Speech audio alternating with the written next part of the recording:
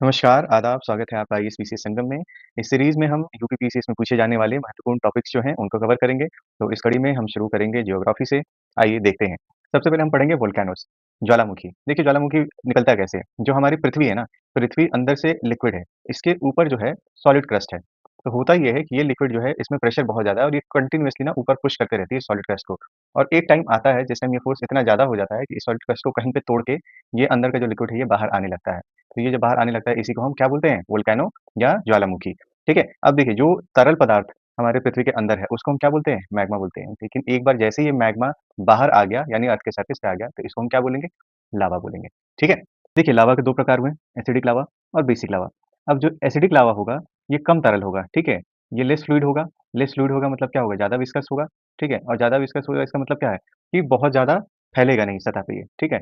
इसमें कौन-कौन से जो पदार्थ हैं उनकी मात्रा ज़्यादा पाई जाती है? इसमें है आपका सिलिका। सिलिका तो ख़ैर दोनों में होता है लेकिन इसकी मात्रा जो है सिलिका की इसमें ज़्यादा होगी, ठीक है? और इसमें आयरन और मैग्नीशियम जो होंगे वो कम होंगे, ठीक है? अब ऐसे देखते हैं बेसिक लावा। बेसिक लावा में क्या होंगे? ये फ्लूइडिक होंगे मतलब ये आराम से बहुत दूर तक फैलेगा, ठीक? और वैसे क्या होगा ये? लेस विस्कस होगा। जब कम विस्कस है तभी तो ये ज़्यादा दूर तक फैल रहा है ना? मतलब बहुत दूर तक फैल जाएगा ये, बहुत दूर-दूर तक ऐसे-ऐसे फैलेगा। और इसमें क्या होगा? सिलिका लेस होगा। ठीक है? और इसमें किस चीज़ की क्वांटिटी ज़्यादा होगी?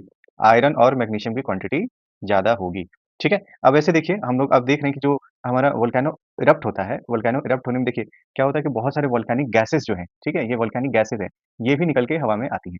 तो इसको हम देखेंगे कि इसमें किसका-किसका कॉम्पोज़िशन ज़्यादा होता है। देखिए कन्फ्यूज़न हो सकता है इसलिए ये ध्यान रखिएगा। सबसे ज़्यादा इसमें मात्रा किसकी होती है? पानी की। H2O कितना होता है? लगभग-लगभग 80% के आस-पास मतलब एक्ज़ैक्टली देखें तो 79.31%। इसके बाद CO2 मतलब अगर इसको हम मार्क कर लें अगर तो सबसे ज़्यादा मात्रा H2O की, फिर उसके बाद से CO2 फिर इसके बाद से SO2 उसके बाद से दूसरी गैसेज़ N2 हुए या H2 ये सारी गैसेज़ होती हैं, ठीक है? तो इसको आप ध्यान रखेंगे। Intrusive rocks versus extrusive rocks. देखिए इंट्रूसिव रॉक्स का मतलब ये है जो कि पृथ्वी के सतह के अंदर ही जो चट्टान बन जाए और एक्सट्रूसिव रॉक का मतलब ये है जो कि सतह के ऊपर या सतह के नज़दीक चट्टान बने, ठीक है? ये देखिए तो इसका इम्पोर्टेंट है एक तो फॉर्मेशन जानना आपका, इसके बाद से इसमें इम्पोर्टेंट है कूलिंग रेट। जो ज़ाहिर-सी बात है कि पृथ्वी के अंदर बन रही है उसकी कूलिंग बहुत धीरे होगी क्योंकि उसको कूल होने के लिए कुछ वो तो नहीं मिल रहा है, जगह तो नहीं मिल रहा है ना? हीट डिसिपेट कहाँ होगा? और अगर लावा जो है हमारा उस पे आ जाता है, सतह पे आ जाता है तो इसकी बहुत रैपिड कूलिंग होगी, ठीक? और इसमें आप बाकी चीज़ें देख सकते हैं एक बार, ठीक है? उतना ज़रूरत नहीं है बट इसका एग्ज़ाम्पल आप ध्यान रखिए। जैसे इंट्रूसिव रॉक कौन-कौन सा है आपका? ग्रेनाइट हुआ, डायोराइट हुआ, पेग्माटाइट हुआ, ये सब कहाँ बनते हैं? सतह के अंदर ही बन जाते हैं, ठीक है? और एक्सट्रूसिव रॉक कौन से हो गए आपके? बसाल्ट, रायोलाइट, प्यूमाइस ये सब एग्ज़ाम्पल आप ध्यान रखेंगे क्योंकि एग्ज़ाम्पल से पूछा जाता है कितने में सवाल, ठीक? देखेंगे विश्व की जो सबसे मेजर वोल्केनोज़ हैं, जिसके बारे में पूछा भी जाता है कि कौन-सा वोल्केनो कहाँ पे है। एक बार को नाम बता दे रहे हैं आप लोगों को, आगे एक बार मैप में रिप्रेजेंटेशन बता देंगे। इसी वीडियो को आप लोग 2-3 बार देख लीजिएगा, आपको इससे ही समझ आ जाएगा। जैसे ये कौन-सा है अकोंकागुआ, ये कहाँ पे है? अर्जेंटीना में है। वैसे ही कहाँ है? कोटोपैक्सी, ये इक्वाडोर में है। ये देखिए पहाड़ भी है इसी नाम से, ठीक है? माउंट अकोंकागुआ है, माउंट कोटोपैक्सी भी है, ठीक है? वैसे ही मेरापी कहाँ पे है? इंडोनेशिया में है। कराकताओ कहाँ है? इंडोनेशिया में है। इटना कहाँ है? इटली में। देखिए माउंट इटना भी है, ठीक है? वहीं पे ये वोल्केनो सिचुएटेड है। वैसे ही वेसुविस वेसुवीवस वेसुवियस ये कहाँ है? ये भी इटली में है। ऐसे ही स्ट्रोम्बोली ये कहाँ पे है? इटली में है। इसको क्या बोलते हैं? The light of the Mediterranean sea भी बोलते हैं। वैसे ही फुजियामा कहाँ पे है ये? जापान में, तो बहुत फेमस है। वैसे ही पेयर कटिंग ये कहाँ है? मेक्सिको में। कोलिमा कहाँ है? मेक्सिको में। फिर सबनकाया ये कहाँ है? पेरू में। ताल कहाँ पे है? फिलीपींस में। एपो कहाँ है? फिलीपींस में। एरेबस कहाँ है? रोज़ आइलैंड कहाँ पे है ये? अंटार्कटिका यहाँ पे है, ठीक है? ऐसा नहीं कि अंटार्कटिका में वोल्केनो नहीं है, यहाँ भी है। क्या नाम है? एरेबस, ठीक है? ऐसे ही देखिए। माउंट किलिमंजारो जो कि हाईएस्ट पीक है अफ्रीका का, इसमें भी एक वोल्केनो है किलिमंजारो। कहाँ है ये? तंजानिया में है, ठीक? वैसे ही सेंट हेलेंस, ये कहाँ है? यूएसए में है। रेनियर, ये कहाँ है? यूएसए में है। और मौना लोआ या किलाउया, ये कहाँ पे है? यूएसए के हवाई में। ये मौना लोआ में और क्या है? अर्थ ऑब्जर्वेटरी है ना? ये मैप का पूरा क्रेडिट नेशनल ज्योग्राफिक को जिनके सौजन्य से हम आपको ये मैप दे पा रहे हैं। बहुत अच्छे से मार्क किया हुआ है, 1-2 आपको बता देते हैं, ऊपर हमने पढ़ा है ही, आप इसको एक बार वापस से सुन लीजिए और यहाँ मैप में देख लीजिएगा तो आपको चीज़ें ना पक्की-पक्की याद हो जाएँगी। जैसे देखिए, माउंट किलिमंजारो की बात कर रहे थे हम लोग, यहाँ पे एक वोल्केनो है किलिमंजारो, माउंट सेंट हेलेन की बात कर रहे थे हम लोग, देखिए यहाँ पे वोल्केनो है ये, ठीक है? अब एक बार आप मैप को पॉज़ करिएगा, पॉज़ करके देख लीजिएगा और टाइम नहीं वेस्ट करते हैं, ऊपर हमने इसको डिस्कस कर लिया। आइए आगे देखते हैं। अब बात करते हैं अर्थक्वेक की। देखिए, जब वोल्केनो निकला हमारा, ठीक है? वोल्केनो निकल रहा था तो क्या हुआ? अर्थ के सतह में हलचल हुई ना, सतह में हलचल हुई क्योंकि अंदर से कोई चीज़ बाहर आ रहा था, ठीक है? अब सतह में हलचल वोल्केनो की वजह से भी हो सकता है या अन्य कारकों की वजह से भी हो सकता है, बट सतह में अगर हलचल होगा, ठीक है? तो उससे क्या होगा? सतह हिलेगी, अब हिल रही है इसका मतलब कहीं न कहीं वेव का इन्वॉल्वमेंट होगा। अब जब वेव का इन्वॉल्वमेंट होगा तो किस तरीके से अब वेव है, वेव ठीक है, वेव अगर अर्थ के सरफेस को हिट कर रहा है तो कुछ न कुछ उसमें फ़र्क पड़ेगा मतलब क्या इंटेंसिटी है, उससे क्या चेंजेज़ आएँगे, कहीं टूटेगा, कहीं फूटेगा, क्या होगा? तो वो हमको देखना पड़ेगा, ठीक है? तो जनरली जब अर्थक्वेक आता है, जिस भी रीज़न से आए, तो अर्थक्वेक के आने के साथ क्या होता है कि आप देखेंगे कि बहुत सारे वेव्स इससे एसोसिएटेड होते हैं और 2 तरह के वेव जनरली हम लोग बात करते हैं। एक हम बात करते हैं बॉडी वेव्स की, ठीक है? बॉडी वेव्स में हम किसको-किसको बोलते हैं? पी और एस को, और एक होता है हमारा सरफेस वेव्स। सरफेस वेव्स में कौन-कौन से हैं? वेव और रेलिग वेव, ठीक है? ये नाम याद रख सकते हैं, बट ज़्यादा इम्पोर्टेंट आपका पी और एस वेव ही है। अब देखिए पी और एस वेव में क्या होता है? पी वेव हो गया आपका कंप्रेशन और कंप्रेशन की वजह से, ठीक है? जैसे मान लीजिए कि कोई एक चीज़ है, जैसे 2 ब्लॉक आप रखे हैं, ठीक है? 2 ब्लॉक रखे हैं, तो आप इसको धक्का मारे, ये इसको धक्का मारेगा, इसको धक्का मारेगा, ये क्या है? ये कंप्रेशन है, ठीक? तो इससे जो जनरेट होता है उसको क्या बोलते हैं? पी वेव्स, ठीक? अब मान लीजिए कि ये 4 डब्बा आप एक साथ रखे हुए हैं, ठीक है? अब इसको आप ना मतलब मान लीजिए कि धागे से जुड़े हो, अब आप इसको झटका मारते हो, तो झटका मारेंगे तो क्या होगा? ये मान लीजिए कि इस तरीके से मूव किया, तो इसको क्या बोलते हैं? ये एस वेव, इसका मूवमेंट आप ध्यान रखेंगे किस तरीके से होता है, ठीक? अब क्या होता है कि पी वेव जो है हमारा हर जगह ट्रैवल नहीं करता है, ठीक? और ऐसे एस वेव है वो भी हर जगह ट्रैवल नहीं करता है, तो जिस एरिया में ये ट्रैवल नहीं करता है ना, उसको उसका शैडो ज़ोन बोलते हैं, ठीक है? तो अगर हम पी वेव की बात करें, तो पी वेव में हमारा शैडो ज़ोन क्या रहेगा? अगर हम पी वेव्स की बात कर रहे हैं, तो शैडो ज़ोन हमारा क्या रहेगा? लगभग 105 से लेके 140 डिग्री तक, ठीक है? और एस वेव्स की अगर हम बात करें, तो एस वेव्स का शैडो ज़ोन क्या रहेगा? एस वेव का शैडो ज़ोन क्या रहेगा बताइए कुछ सोच के? ठीक है? 105 ऑनवर्ड्स, इसके आगे ये ट्रैवल नहीं कर पाएगा। अब कारण क्या है?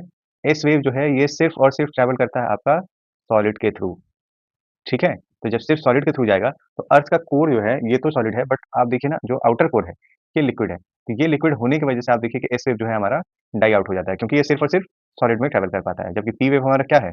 सॉलिड और लिक्विड दोनों में ट्रैवल कर पाता है। देखिए हमने ऊपर तो डिस्कस किया ही था ना, ये हमारे क्या हो गए? ये हमारे हो गए बॉडी वेव्स, ठीक है? और ये दोनों कौन से हो गए? Surface waves. ठीक है? और इसमें देखिए ये इम्पोर्टेंट है थोड़ा-सा, ये फ़ास्टेस्ट होता है, पी वेव जो है ना सबसे पहले अराइव होता है, ठीक? और एस वेव जो है इससे थोड़ा-सा कम होता है, लेकिन अगर हम अगर इसमें स्केल पे देखेंगे ना, मतलब अर्थक्वेक को जिसमें डिटेक्ट करते हैं, तो सबसे पहले हमको क्या मिलेगा? मतलब आप कुछ इस तरीके से समझ लीजिए कि पहले आपको पी वेव डिटेक्ट होगा, फिर आपको एस वेव डिटेक्ट होगा, फिर इसके बाद से आपको जाके यहाँ पे सरफेस वेव्स डिटेक्ट होंगे। ठीक है? अब जो पी वेव है हमारा, पी वेव किससे-किससे ट्रैवल कर लेगा? ये गैस नहीं हुआ। सॉलिड और लिक्विड के थ्रू, और एस वेव जो है हमारा कहाँ पे ट्रैवल करेगा? सॉलिड के थ्रू, और ये दोनों कहाँ ट्रैवल करते हैं? सिर्फ़ और सिर्फ़ सरफेस पे, ठीक है? ये सरफेस के वेव्स जो होते हैं ना, ये सबसे ज़्यादा डिस्ट्रक्टिव होते हैं, क्योंकि ये मैक्सिमम मूवमेंट करते हैं ना, आगे, पीछे, दाएँ-बाएँ, ये पूरा मूवमेंट इनके वजह से होता है, मैक्सिमम डिस्ट्रक्शन इनके वजह से होता है। लेकिन जैसे अर्थक्वेक आता है ना, तो हमको पता चल जाता है, पी वेव और एस वेव की वजह से हमको पता चल जाता है कि इस एरिया में अर्थक्वेक आया है, तो हमको पता है कि यहाँ डिस्ट्रक्शन होने वाला है। तो इस वजह से पहले वार्निंग दे दी जाती है, जितने भी पहले मिले, लेकिन कुछ समय रहते भी अगर वार्निंग मिल जाती है, तो होता ये है कि लोग तुरंत-तुरंत वहाँ से निकल जाते हैं, तो उनमें जान-माल की जो क्षति है उसको बचाया जा सकता है। ठीक है? अब देखिए इसके मापने का जो स्केल है उसको एक बार देख लेते हैं। जैसे मरकाली स्केल है और रिक्टर स्केल है। मरकाली स्केल से हम क्या नापेंगे? इंटेंसिटी, अर्थक्वेक की कितनी तीव्रता है, ठीक? अब इसका रेंज क्या होता है हमारा? 1 से 12, 1 से 12 तक रेंज होता है। अब इसका कोई स्केल तो है नहीं, तो ये मेयर ऑब्जर्वेशन के बेसिस पे देखा जाता है कि कितनी क्षति हुई है। रिक्टर स्केल में हम क्या देखेंगे? मैग्नीट्यूड, मैग्नीट्यूड में हम क्या देखेंगे? कि कितनी एनर्जी रिलीज़ हुई है, ठीक है? और इसको नापते किससे हैं हम? सीस्मोग्राफ से। सीस्मोग्राफ से, ठीक है? और इसका स्केल कितना रखते हैं हम लोग? 0 से 10 तक। अब इसमें एक चीज़ देखना रहता है ना कि ये जो स्केल होता है ना, ये लॉग के स्केल पे होता है। जो लोग मैथ-वैथ पढ़े होंगे, उनको पता होगा कि लॉग में अगर आपका यहाँ वैल्यू चेंज हो रहा है, तो इंटेंसिटी उससे कितना ज़्यादा बढ़ जाएगी। जो नॉर्मल लोग नहीं मैथ पढ़े हैं, वो नॉर्मल ऐसे आप लोग जान लीजिए कि भाई अगर 4 है और 5 है, तो 4 और 5 में बहुत फासला होता है, गुने का फासला हो जाएगा, है ना? अगर 4 मान लीजिए कि 100 गुना चल रहा था, 100 पे चल रहा था, तो 5 का मतलब लगभग 1000 हो जाएगा। मतलब जैसे-जैसे स्केल बढ़ता जाएगा ना आपका, इंटेंसिटी एकदम से बहुत ज़्यादा होती जाएगी। आपके अभी एक डायग्राम हम देख रहे हैं, इसमें हम अर्थक्वेक के एनाटॉमी को समझेंगे कि होती क्या-क्या चीज़ें हैं। देखिए, सबसे पहले कि जहाँ पे अर्थक्वेक आता है ना, उसको हम लोग बोल देते हैं फोकस या हाइपोसेंटर, ठीक है? और इसके ठीक एग्ज़ैक्टली ऊपर सतह पे जो जगह होती है, ठीक है? उसको क्या बोलते हैं? एपिसेंटर, ठीक? अब अर्थक्वेक आया, अर्थक्वेक आने की वजह से मान लीजिए कि सरफेस में कहीं पे दरार पड़ गया, है ना? या आगे-पीछे जो भी हुआ, उसको क्या बोलेंगे हम? फ़ॉल्ट बोलेंगे। अगर सरफेस आगे-पीछे हुआ तो उसको क्या बोल दिए? फ़ॉल्ट बोल दिए। मतलब बेसिकली उसका जो भी मूवमेंट हो गया ना सरफेस का, बीच से कहीं भी दरार दिखा, तो उस दरार के अलोंग जो मूवमेंट हुआ, उसको हम फ़ॉल्ट बोल दिए, ठीक है? अब जैसे मान लीजिए कि ये साइड और ये साइड, इसके बीच में मूवमेंट हुआ, मान लीजिए कि ये इधर आया, ये इधर गया। तो ये जो दोनों थे, ये क्या थे? ये प्लेट्स थे, प्लेट्स का आपस में मूवमेंट हुआ, ठीक है? और यहाँ से जो इंटेंसिटी रिलीज़ हुई है, ये किसके थ्रू हुई है? सिस्मिक वेव्स के थ्रू हुई है, ठीक? तो ये एक हमने देख लिया फिगर कि किस तरीके से अर्थक्वेक में एसोसिएटेड टर्म्स हैं और एसोसिएटेड जो एंटिटीज़ हैं। अब हम समझेंगे प्लेट्स के बारे में। प्लेट टेक्टोनिक्स किसको बोलते हैं हम लोग? Earthquake takes place because of the plate tectonic activity. जो भी प्लेट्स हैं ना, मेजर-मेजर जो स्लैब्स हैं, ठीक है? इनका आपस में मूवमेंट होते रहता है कंटीन्यूअसली, और इसके कारण ना अर्थक्वेक हमको देखने के लिए मिलता है, ठीक है? तो जो मेजर-मेजर प्लेट हैं, उसको हम समझेंगे, और जो छोटे में भी इम्पोर्टेंट प्लेट्स हैं, उनको हम जानने की कोशिश करेंगे। मेजरली 7 टेक्टोनिक प्लेट हैं हमारे अर्थ के सरफेस पे। देखिए, सबसे बड़ा कौन-सा होता है? आपका ओशन होता है ना, तो पैसिफिक प्लेट सबसे बड़ा है, ठीक है? यूरेशिया वाला नहीं है, इसको ध्यान रखना है। पैसिफिक प्लेट सबसे बड़ा है। फिर आप देखिए यूरेशियन, यूरेशियन प्लेट में कौन-कौन सा आता है? मोस्टली पूरा-पूरा यूरोप और एशिया पूरा कवर करेगा, ये यूरेशियन प्लेट हो गई। फिर अफ्रीकन प्लेट, ये क्या-क्या कवर करेगा? अफ्रीका और उसके आस-पास के पूरे ओशन को, देखिए अफ्रीकन प्लेट, इसके आस-पास का जो ओशन है इसको कवर कर रहा है, ठीक? फिर नॉर्थ अमेरिकन प्लेट में किसको कवर कर रहा है ये? पूरा-पूरा नॉर्थ अमेरिका, अटलांटिक ओशन कुछ पार्ट और ग्रीनलैंड, ये देखिए ये पूरा पोर्शन ऊपर जो कवर करता है, ठीक है? वैसे साउथ अमेरिकन प्लेट में क्या किसको कवर करेगा ये? सदर्न अटलांटिक ओशन, जो साउथ का अटलांटिक ओशन है इधर वाला, ठीक? ये पोर्शन और जो साउथ अमेरिकन है हिस्सा है उसको। इंडो ऑस्ट्रेलियन प्लेट में मत मान के चलिए कभी-कभी 2 हिस्सा बोल देते हैं हम लोग, एक तो ऑस्ट्रेलियन प्लेट हो जाता है और एक इंडियन सबकॉन्टिनेंट और इंडिया को लेके जो आस-पास का हो गया, वो इंडियन प्लेट, ठीक है? तो ये हम देख लिए प्लेट्स के बारे में। अब जो छोटे-छोटे कुछ प्लेट्स हैं ना, इसके नाम भी कितनी बार पूछ लिए जाते हैं। जैसे देखिए, ये इंडियन प्लेट है, इंडिया के आस-पास के इंडियन ओशन को मिला के, ये आ गया हमारा इंडियन प्लेट, ठीक? तो ये तो आपको ध्यान रहेगा। हबीबी लोग, भाई पैसा वाले लोग, इनका अपना अलग से प्लेट है, सब कुछ इनका अलग अलग चल रहा है आजकल, है ना? तो इनका अपना एक अलग प्लेट है, अरेबियन प्लेट। अब क्या है, एक है स्कॉटिया प्लेट, ये कहाँ पे है आपका? ये है जो सदर्न अटलांटिक ओशन है उसके नीचे। और और ये कुछ-कुछ इंपॉर्टेंट प्लेट है, जैसे फिलीपींस का एक तो फिलिपानो प्लेट, ये याद रख लीजिए आप। कैलिफोर्निया में है आपका जुआन डी फुका, ठीक है? ये कहाँ है आपका? कैलिफोर्निया के पास है। और वैसे ही हम देखते हैं कि कौन-सा है फिर कोकोआ प्लेट है, ये कहाँ पे है? मेक्सिको के पास है। कोकोआ प्लेट कहाँ है? मेक्सिको के पास है। फिर ये है नाज़का प्लेट। नाज़का प्लेट किसके पास है? ब्राज़ील के पास। याद कैसे करेंगे? ठीक है। अब मैक्सिमम कोको पी के फिर ब्राज़ील नाचते हुए, है ना गाना बढ़िया वाला, है ना? तो ये ब्राज़ील गाने पे कोको पिए, ब्राज़ील गाने पे डांस करते हुए स्कॉच पे जाके गिर गए, ठीक है? याद हो जाएगा अब, ठीक है? तो मेक्सिको के पास कौन-सा है? कोको प्लेट और नाज़का प्लेट किसके पास है? ब्राज़ील के पास है और इन सब के नीचे कौन-सा है? स्कॉटिया, ठीक है? ऊपर से नीचे की तरफ। तो ये आपका सीक्वेंस हो जाएगा, जो छोटे प्लेट्स हैं, जो इम्पोर्टेंट है, वो भी हमने आपको बता दिए, इसको भी आप याद रख लेंगे। अब देखिए एक पैसिफिक रिंग ऑफ फायर बोला जाता है। जो भी पैसिफिक ओशन है, पैसिफिक ओशन में आपने देखा, हमने अभी देखा था कि पैसिफिक प्लेट है, तो इस प्लेट के किनारे-किनारे आप समझिए कि बाकी सारे प्लेट्स होंगे, तो यहाँ बहुत सारे वोल्केनिक एक्टिविटी हमको देखने के लिए मिलती है, ठीक है? तो इस पे कितना सवाल पूछ दिया जाता है कितनी बार और इससे एसोसिएटेड जो वो हैं वोल्केनोज़ हैं, उस पे भी सवाल पूछ देते हैं। जैसे देखिए जॉन डी फुका प्लेट यहाँ पे है, जॉन डी फुका प्लेट पे रेनियर, सेंट हेलेंस, लेसन, ठीक है? वैसे ही इधर की तरफ देखिए आप क्या है? ये देखिए जावा के पास मेरापी, हमने पढ़ा था ना अभी ऊपर, ठीक है? वैसे ही देखिए डिम्पू, करकत करकातवा, सिमे सिमेरू, ठीक? तो ये एक बार ना पॉज़ करके आप देख लीजिएगा। अब बात करते हैं पैसिफिक रिंग ऑफ फायर की। तो जो हमने ऊपर अभी पढ़ा था कि पैसिफिक प्लेट है, यानी कि जो पूरे पैसिफिक ओशन को एक तरीके से कंटेन करता है, ठीक है? ये बाकी साइड के देखिए ना जो कॉन्टिनेंट्स है, इसके साथ ये लग रहा है और ये जो बाउंड्री बन रही है ना, जैसे देखिए प्लेट से अगर लग रहा है तो बहुत सारी बाउंड्रीज़ बन सकती है। एक होती है कन्वर्जिंग बाउंड्री। कन्वर्जिंग का मतलब क्या है? कि ये प्लेट इधर जा रहा है और ये प्लेट इधर जा रहा है, दोनों एक-दूसरे की तरफ आ रहे हैं, ठीक है? डाइवर्जिंग का मतलब क्या होता है? दोनों एक-दूसरे के दूर जा रहे हों, ठीक? तो ये सारे कन्वर्जिंग बाउंड्रीज़ हैं, ठीक है? मतलब पैसिफिक प्लेट जो है इसकी तरफ आ रहा है, ये प्लेट इसकी तरफ आ रहा है और ये होने की वजह से क्या होता है कि ये पूरा स्ट्रेच जो है ना, ये बहुत वोलेटाइल होता है। इसीलिए वर्ल्ड की मैक्सिमम जो आप वायलेंट एक तरीके से कह लीजिए और मैक्सिमम वोल्केनोज़ जो हैं, आपको इस पूरे रेंज में ही मिलती हैं। फॉर एग्ज़ाम्पल आप देख लीजिए जापान में आपको हमेशा वोल्केनो आते रहता है। उसका रीज़न क्या है? देखिए ये न्यूज़ में हमेशा देखते रहते हैं। रीज़न क्या है? यही देखिए, ये कन्वर्जिंग प्लेट्स यहाँ पे हैं। ठीक है? दिख रहा है यहाँ पे जापान ट्रेंच। वैसे ही देखिए रशिया और जापान के बीच में ये डिस्प्यूटेड टेरिटरी है, कुरिल आइलैंड, कुरिल ट्रेंच, यहाँ पे भी वोल्केनो आते रहता है। आपका फिलीपींस के आस-पास यहाँ पे भी बहुत सारे वोल्केनो आते रहते हैं। ये देखिए जावा ट्रेंच यहाँ पे हमने पढ़ा है ना अभी, मेरापी, सिमेरू, ठीक है? वैसे ही ये देखिए पेरू चिली बॉर्डर के अलोंग आपको बहुत सारे वोल्केनोज़ यहाँ पे मिले हैं। देखिए जैसे ओसर्नो एंडीज़ जो रेंज है इसमें आपको वोल्केनो मिला है वोल्केनो मिलेगा। जो कोकोस प्लेट था यहाँ पे, कोकोआ, ठीक है? यहाँ भी देखिए ये वोल्केनो है आपके पैरीक्यूटिन, ठीक? ऐसे ही ऊपर देखिए यहाँ पे जॉन डी फुका के पास सेंट हेलेंस, रेनियर, है ना? तो ये आपको वोल्केनोज़ यहाँ पे मिलते रहेंगे। चूँकि ये कन्वर्जिंग बाउंड्री है तो आपको हमेशा पैसिफिक प्लेट के अलोंग जो है मैक्सिमम वोल्केनो मिलेंगे दुनिया के। अब देखिए कितनी बार सवाल पूछ लिया जाता है कॉन्टिनेंट्स के बारे में। कि जो कॉन्टिनेंट्स हैं इनका लैंड एरिया कितना है, कौन बड़ा है, कौन छोटा है, तो आपको सीधे-सीधे पता तो है, देख के भी लगता है कि सबसे बड़ा एशिया होगा, लेकिन आगे ऑर्डर में इसमें कन्फ्यूजन होता है। तो देखिए सबसे बड़ा जो है आपका एशिया है, फिर सबसे छोटा कौन-सा है? ऑस्ट्रेलिया है, इसको हमने यहाँ पे लिख भी रखा है और डिक्रीजिंग ऑर्डर की अगर बात करें तो सबसे बड़ा एशिया, उससे छोटा अफ्रीका, उससे छोटा नॉर्थ अमेरिका, उससे छोटा साउथ अमेरिका, फिर अंटार्कटिका, यूरोप और फिर ऑस्ट्रेलिया। याद करने के लिए एशियन लोग हैं, ठीक है? एशियन लोग और ये कहाँ गए? अफ्रीका गए, अफ्रीका से कहाँ गए? अमेरिका गए। अरे आप ऐसे समझिए ना जो ब्रिटिश लोग थे ना, ब्रिटिश लोग कहाँ हैं? एशिया में आए थे ना, एशिया के बाद से अफ्रीका को सबसे लास्ट में आज़ादी दी थी और अमेरिका में गए थे, नॉर्थ अमेरिका में भी फिर इनसे लोग आज़ाद हुए थे, है ना? इस तरीके से कुछ-कुछ करके याद करिए। फिर साउथ में गए, नॉर्थ में गए तो साउथ में गए, फिर उसके बाद चले गए अंटार्कटिका, फिर उसके बाद से यूरोप अपने घर गए और यहाँ से घूम के कहाँ चले गए? ऑस्ट्रेलिया, ठीक है? इस तरीके से कुछ भी लगाइए लॉजिक इसको याद रखिए। अब जो भी हमारे कॉन्टिनेंट्स हैं, उसमें कितने कंट्रीज़ हैं, इसको भी पूछ लेते हैं, ठीक है? आपको देखने से लगता होगा कि एशिया सबसे बड़ा है, तो इसमें कंट्री सबसे ज़्यादा होगा, जबकि ऐसा नहीं है, ठीक है? कितने लोगों का सवाल ये गलत हो गया था, एक बार ये भी सवाल आया हुआ था, ठीक? तो ये चीज़ नहीं करना आपको। सबसे ज़्यादा कंट्रीज़ किसमें है? अफ्रीका में, 54, ठीक? उससे कम किसमें है? एशिया में, चेक कम कर लीजिए। यूरोप में कितना है? 44, मतलब समानता की बात करते हैं ना, तो यूनिफ़ॉर्म सिविल कोड अपने यहाँ क्या है? 44 है ना? आर्टिकल 44, तो इससे आप कुछ-कुछ कोरिलेट कर लीजिए, मतलब यूरोप में कितने होंगे? 44 कंट्री। नॉर्थ अमेरिका में 23 है, और ऑस्ट्रेलिया या ओशियानिया उधर का जो है पूरा, उसमें कितने हैं? 14 कंट्रीज़ हैं। साउथ अमेरिका में 12 कंट्रीज़ हैं, और अंटार्कटिका ये तो खैर रिसर्च स्टेशन है, सबके लिए अवेलेबल है। ठीक है? चलिए, और एक दो डेटा और है, जैसे ये देखिए, Australia has maximum per capita land, मतलब एक आदमी के लिए मैक्सिमम ज़मीन, है ना? पर कैपिटा लैंड कहाँ पे है? ऑस्ट्रेलिया में है, ठीक? और continent with highest mean elevation, मतलब ज समुद्र तल से सबसे ज़्यादा ऊँचाई किस कॉन्टिनेंट की है? अंटार्कटिका की। ये फैक्ट्स है, इसको आप याद रखेंगे। फिर इसके बाद से हम देखते हैं कि कॉन्टिनेंट्स बाय पॉपुलेशन, किस कॉन्टिनेंट में कितना पॉपुलेशन है? सबसे ज़्यादा पॉपुलेशन कहाँ है? एशिया में है। इससे कम कहाँ पे है? अफ्रीका में है, ठीक है? फिर इससे कम कहाँ पे है आपका? नॉर्थ अमेरिका में है। फिर उसके बाद साउथ अमेरिका, फिर यूरोप, और सबसे कम ऑस्ट्रेलिया में। तो ये आप सीक्वेंस याद रखेंगे, ठीक? अब ये पूछेंगे ये कहाँ से? ये डेटा लिया गया है कहाँ से? यूएन.org, जो वर्ल्ड पॉपुलेशन प्रोस्पेक्ट्स 2019 का रिपोर्ट था ना, वहाँ से ये डेटा लिया हुआ है, और इसमें बोला गया था कि लगभग 7.7 बिलियन लोग जो है पूरी दुनिया में रह रहे हैं। बात करते हैं वर्ल्ड के माउंटेन्स की, इसको भी हम लोग देखिए, जैसे वोल्केनोस देखा था वैसे ये देखेंगे। पहले नाम देख लेंगे, इसको कॉन्टिनेंट के हिसाब से, मतलब कंट्रीज के हिसाब से थोड़ा अरेंज किया हुआ है, फिर इसके बाद से मैप में देखेंगे। माउंट कॉसिस्को कहाँ है? ऑस्ट्रेलिया में है। डार्लिंग रेंज कहाँ है? Southern west coast of Australia, Australia की डार्लिंग, ठीक है?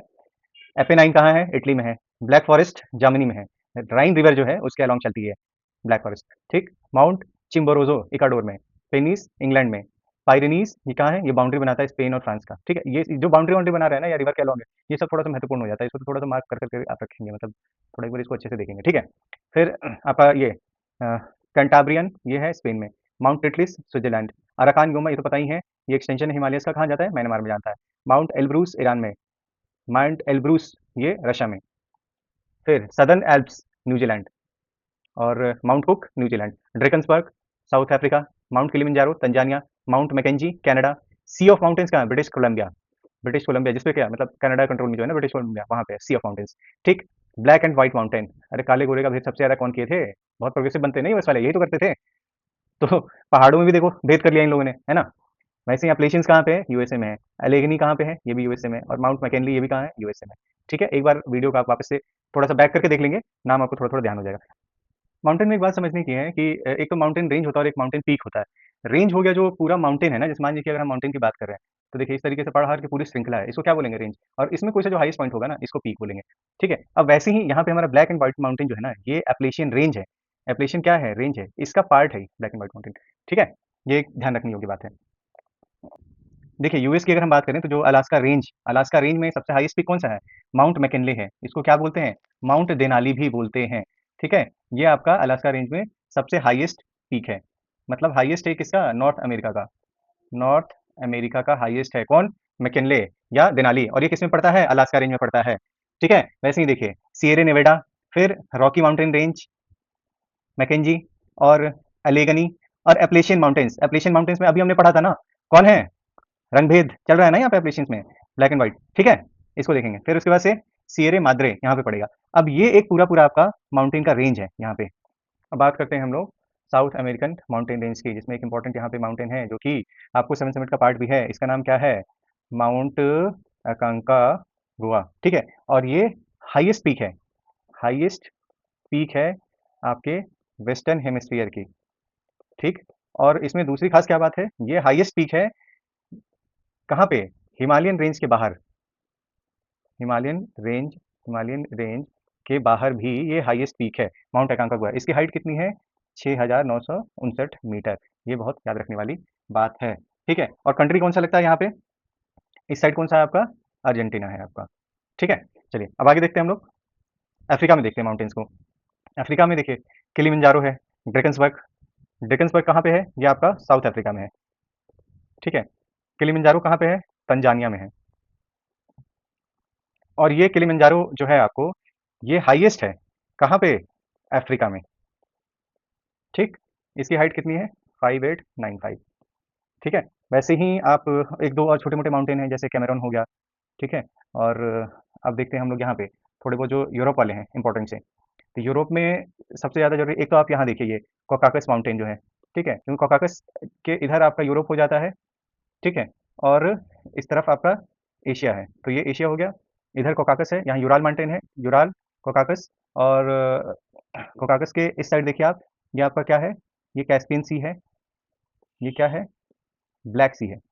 ठीक है? ये एकदम समझिए कि ये यूराल हो गया, कॉकाकस हो गया, ये आपको बाउंड्री वाला इलाका आ गया। मतलब जो 2 कॉन्टिनेंट की हम लोग बात करते हैं, एशिया और यूरोप, उसके बीच की, ठीक है? और कॉकाकस में ही हमारा एक इम्पोर्टेंट पीक है, जो कि 7 समिट का पार्ट भी है, इसका नाम क्या है? इसका नाम है माउंट एल्ब्रूस। हमने इसके बारे में देखा भी है अभी ऊपर। और माउंट ऑल एल्ब्रूस जो है ना, ये हाईएस्ट पीक है आपका यूरोप का। माउंट पेरेनीस, पेरेनीस क्या बनाता है? स्पेन और फ्रांस का बॉर्डर बनाता है। ठीक है? स्पेन और फ्रांस का क्या बनाएगा? ये बॉर्डर बनाएगा। ठीक है? फिर माउंट एटलस है यहाँ पे, ये देख लीजिए अफ्रीका में। फिर यूरोप की ओर हम बात करें, तो ये भी इंपॉर्टेंट माउंटेन है हमारा एक, एल्प्स माउंटेन। ठीक है? अब इसमें कंफ्यूज नहीं होना है, एल्प्स यूरोप में है और सदर्न एल्प्स कहाँ पे है आपका? ये देखिए, ये नीचे चला गया ना आपका, ये सदर्न एल्प्स इधर ऑस्ट्रेलिया वाली साइड में है। ठीक है? तो इसको ध्यान रखना है। अब चलिए, अब इधर की तरफ आ गए तो साथ ही साथ इसको भी देख लिया जाए। ऑस्ट्रेलिया में 2 इंपॉर्टेंट ब्रोकन हिल्स और ग्रेट डिवाइडिंग रेंज, ये मेजर आपके माउंटेन्स हैं। और एक माउंटेन जो आपको याद रखना है, ये है माउंट कोशिजुको। ठीक है? इसको ऑस्ट्रेलियन एल्प्स भी बोलते हैं। ठीक है? ये हो गया। तो ये मेजर मेजर माउंटेन थी, थोड़ी-सी जो अनयूजुअल टाइप की हैं, वो आपको पता होना चाहिए। बाकी इसके बाद जो है वो आपको पता है ही, हमारे यहाँ का जो है हिंदकुश माउंटेन, पामीर नॉर्थ और यहाँ पे म्यांमार साइड में अराकन योमा है, फिर हमारे यहाँ पे जो हिमालयाज़ हैं, वेस्टर्न घाट्स हैं, ये सब आपको पता ही है, तो हम लोग कितनी बार पढ़ते रहते हैं। बट बाकी जो दुनिया की माउंटेन्स थी, उसको मोटा-मोटी हमने आपको एक आइडिया दे दिया है। अब बात करते हैं पर्वत श्रृंखला की कि किसकी कितनी लंबाई है। अब जैसे देखिए एंडीज़, एंडीज़ कहाँ अभी हमने पढ़ा था? साउथ अमेरिका में। कहाँ से शुरू हो रहा है? वेनेजुएला, कोलंबिया, पेरू, बोलोविया, अर्जेंटीना, है ना? मतलब इतने सारे कंट्रीज़ में ये लग रहा है, ठीक है? और बहुत लंबा है, 7000 किलोमीटर लंबा, मतलब समझ रहे हैं? कश्मीर से कन्याकुमारी गए और वापस आ गए, इतना ज़्यादा लंबा, ठीक है? वैसे ही देखिए रॉकी माउंटेन, ये कितना है? 4830, ये कहाँ है? नॉर्थ अमेरिका में है, यूएस और कनाडा में लगता है ये। Great dividing range 3500 kilometre Australia में लगता है। ट्रांस अंटार्कटिक माउंटेन्स कहाँ है? अंटार्कटिका में। आप एक चीज़ ये भी याद रख सकते हैं कि अंटार्कटिका में ये जो है ना, इसमें आपका एक हाईएस्ट पीक जो है, ये इसका नाम क्या है? विन्सन मैसिफ, ये 4897 मीटर, इतनी सी हाइट है। ठीक है? जो हाईएस्ट पीक की बात कर रहे थे हम लोग, तो अंटार्कटिका में भी भाई पर्वत है, ऐसा नहीं है। और विन्सन मैसिफ जो है ना, उसका हाईएस्ट पीक है। ठीक है? जुराल माउंटेन 2500 किलोमीटर लंबा है ये, और यूरोप एशिया का बॉर्डर बनाता है ये, रशिया, कजाकिस्तान। ठीक है? फिर उसे एटलस माउंटेन 2500 किलोमीटर ये भी है, ये है। अफ्रीका में लगता है आपका कहाँ? Algeria, Morocco, Tunisia. Appalachians mountain north America में, यूएस और कनाडा के बॉर्डर में लगता है ये। हिमालय तो पता ही है आपको, एशिया में है, India, Nepal, Bhutan, China, Pakistan. 2400 kilometre लंबा। अल्ताई माउंटेन 2000 किलोमीटर इसकी वो है लंबाई है, ये भी एशिया में, चाइना, मंगोलिया, रशिया, कजाकिस्तान यहाँ तक फैला हुआ है। वेस्टर्न घाट इंडिया का 1600 किलोमीटर। अल्प्स यूरोप में है, फ्रांस, स्विट्जरलैंड, इटली एक्सेट्रा, बहुत सारी छोटी कंट्रीज है, वहाँ से लग रहा है 1200 किलोमीटर लंबा। और ड्रेकन्सबर्ग 1125 किलोमीटर, कहाँ है ये? अफ्रीका, कहाँ मतलब साउथ अफ्रीका, लेसोथो, वहाँ पे लगता है ये। ठीक है? मतलब ये आपको हमने एक आइडिया दे दिया कि कितनी कितनी लंबाई है कौन से माउंटेन रेंजेस की। अब हम लोग देखते हैं टाइप ऑफ माउंटेन्स और उसके कुछ एग्जांपल। जैसे होता है ना कि माउंटेन बनने के बहुत सारे तरीके हैं। एक तो वोल्केनो निकला, वोल्केनो से जो लावा हमारा कूल हुआ और उसके वजह से जो माउंटेन बना उसको वोल्केनिक माउंटेन बोलते हैं। इसका एग्जांपल देख सकते हैं आप। एग्जांपल ही ध्यान रखिए, ज़्यादा ज़रूरी है। माउंट फूजी जो जापान में है, माउंट किलिमंजारो तंजानिया में, और माउंट वेसुवियस ये कहाँ पे है? इटली में है। ठीक है? और ब्लॉक माउंटेन है। ब्लॉक माउंटेन कैसे होता है? क्रिएटेड बाय अपलिट और tilting of large block of earth crust along fault. कोई एक फॉल्ट लाइन पड़ा ना, फॉल्ट लाइन पड़ा और वहाँ पे ब्लॉक्स एक रेज़ हो गया। ठीक है? ये कहाँ? सिएरा नेवाडा यूएस का, और हार्स माउंटेन जर्मनी का। ठीक? वैसे अब देखिए डोम माउंटेन। डोम माउंटेन क्या है? Formed in the magma pushes surface rock support in the dome shape without eruption. अब जैसे देखिए, मान लीजिए कि ये सरफेस है ना, अब यहाँ से मैग्मा पुश कर रहा है, पुश कर रहा है, पुश कर रहा है, ठीक है? लेकिन ऊपर का सरफेस थोड़ा मोटा है। अब इतना नहीं हो रहा है कि ये फूट के अलावा बाहर आ पाए, तो नहीं फूट के आएगा तो ये क्या होगा? गुस्सा हमारा होता है ना, जमा होते रहता है फूटने के पहले, एकदम एकदम असहनशीलता बढ़ते जाती है, वैसे ही उठते जाता है, ठीक है? तो इस तरीके से जो माउंटेन, अब मान लीजिए इसमें लावा कूल होने लग गया, तो फिर क्या हो जाएगा? ये डोम माउंटेन बन गया। डोम माउंटेन कहाँ है? के एग्जांपल्स हम देख लेते हैं। ब्लैक हिल्स हो गए, यूएस में है, और एडिरोनडाक माउंटेन्स, ये भी यूएस में। रेसिडुअल माउंटेन्स, रेसिडुअल माउंटेन होते हैं कि जो पहले कभी माउंटेन बने थे किसी भी तरीके से, और इनका इरोजन हो गया है। इरोजन होने के बाद से जो कुछ माउंटेन का पार्ट बच गया है, उसको हम लोग रेसिडुअल माउंटेन बोलते हैं। जैसे स्कॉटलैंड में कौन सा है? Scottish Highlands. और यूएस में कौन सा है? एप्लेशियंस माउंटेन्स। ठीक है? एक सबसे पहला जो हमने छोड़ दिया, ये कौन सा था? Fold mountain. फोल्ड माउंटेन क्या है? एक प्लेट इधर से आ रहा है, एक प्लेट इधर से आ रहा है, एक ऊपर चले जा रहा है, एक नीचे चले जा रहा है, ठीक है? ये फोल्ड होते जा रहा है। तो फोल्ड माउंटेन में सबसे बढ़िया एग्जांपल कौन सा है? हमारे यहाँ का हिमालयाज़। ठीक है? इसलिए बोलते हैं कि हिमालयाज़ की हाइट हमेशा बढ़ रही है, क्योंकि एक प्लेट जो है ना दूसरे प्लेट के अंदर कंटिन्यूस जा रहा है, तो ये प्लेट उठता जा रहा है, तो इसकी हाइट हमेशा बढ़ ही रही है। ठीक है? और एंडीज़ जो है साउथ अमेरिका का, और एल्प्स जो है यूरोप का, ये सब फोल्ड माउंटेन्स है। तो कभी भी आप दुनिया के जितने भी हाईएस्ट पीक्स की बात करेंगे ना, वो आपको फोल्ड माउंटेन ही मिलेंगे, क्योंकि ये कंटिन्यूअसली इनका हाइट बढ़ ही रहा है। ठीक? उम्मीद करते हैं कि आपकी तैयारी अच्छी चल रही होगी। भरोसा रखिए, जैसे हमने बिहार के टाइम पे कुछ-कुछ चीज़ें आपको इंपॉर्टेंट दी थी, वैसे ही इसमें भी हम आपको कुछ ना कुछ कैप्सूल्स देते रहेंगे, जिसको आप आराम से घुटिए और आपको कुछ ना कुछ उससे फ़ायदा ज़रूर होगा। तो उम्मीद करते हैं कि आप सब स्वस्थ रहें, मस्त रहें और अपना अच्छे से पढ़ाई करते रहिए। ठीक है? जय हिंद, जय भारत।